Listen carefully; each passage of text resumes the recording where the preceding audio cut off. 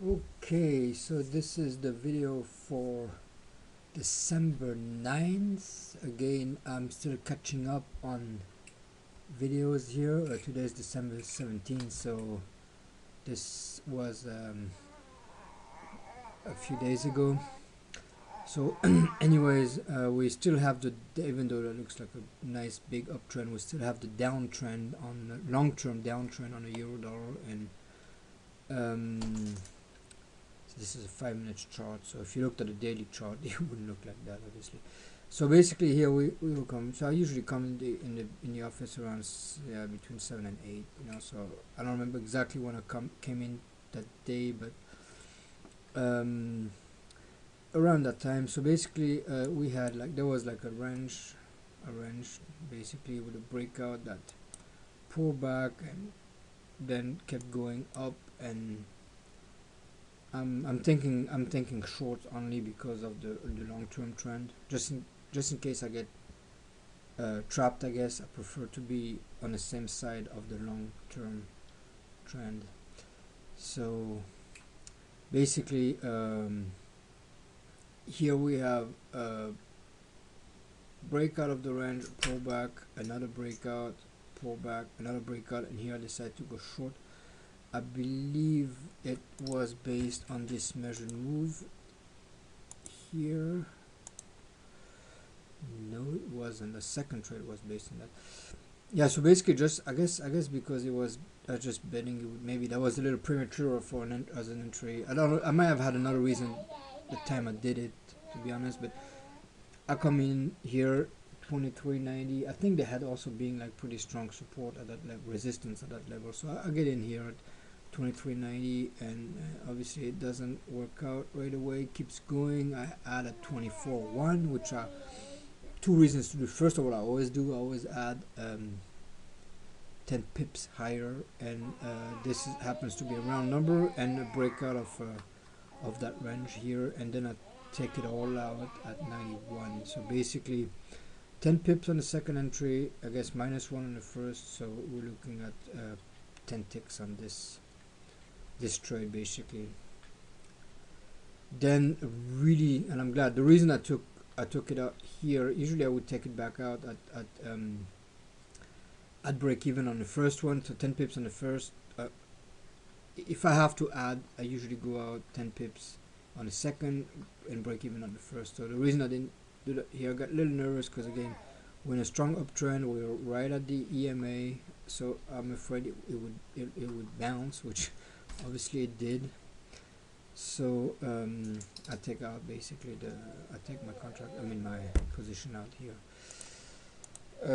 So then second trade here, that was a pretty good entry, right? Looks good from here. I think that was the big measured move from that leg up here. Yeah, that's what it was. So basically I look at this leg, or this first leg, pulls back and boom, goes back up, and usually at measured move area, it's at the very least it pulls back a little bit, so here I get in at 45 out of 34 even. I think I usually put my limit 10 pips lower if I'm shorting, and I got out 11 pips, meaning it pulled back so hard that it actually gave me an extra pip, which is always good. So alright, I got about 20 pips I got 19 pips here, and it's 10:30, I guess. Yeah, sorry, that's my son playing with his toys in the background. So I don't know why I stopped trading again. That was a while ago. I don't know if I'm also working, I'm doing some IT work while I trade, so maybe I just got busy, or maybe I just was happy with my 20 ticks, which is not that bad. 20 pips, if I could do that every day. I've been doing that, but if I can really keep doing that every day, I'm actually happy. Yeah, so otherwise, I guess if you're looking at longs, that would be a pretty good entry. Okay, 1 second. I had to turn off that toy. So yeah, basically I was down for the day. For either I was happy with 20 pips, or I just got busy. I don't know, but there was some nice nice other so basically it goes up, obviously it pulls back, tries it another time. No, not really, not really gonna work here based on that bar. So at this point, really, you really would be looking for shorts pretty hard. So what I would have done, okay, I guess if I was still trading, I would have. What time was it? Yeah, not even noon. So I would definitely be trading. I'm Eastern Standard Time here, basically New York time.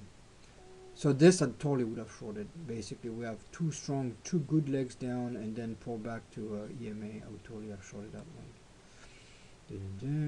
I would have shorted this too, because this one right here I would have shorted actually, because it's a range breakout, which usually doesn't work out. Breakouts usually don't work out. So it's breakout for range, and on top of it, it's EMA, and we're looking down anyways, So totally would have shorted that thing too here.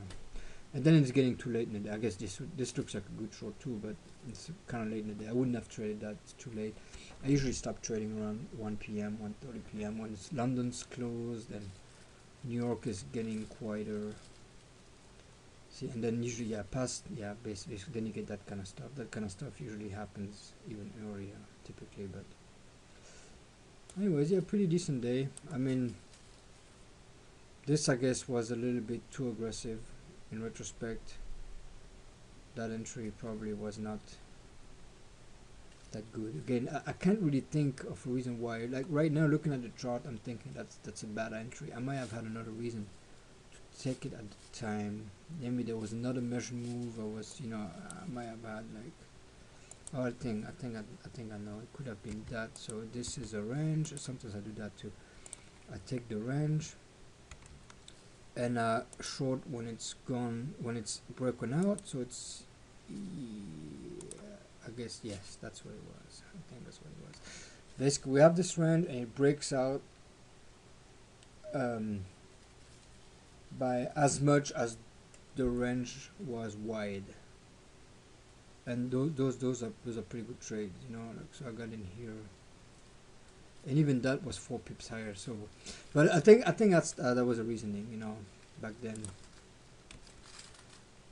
Anyways, this still worked out, Like this thing, that's gonna happen when you have an uptrend. It goes back to the EMA. Usually, it bounces and resumes the trend. The trend resumes. So, all right. That's about it for today. For that day, December 9th. Thank you for watching, and see you next time.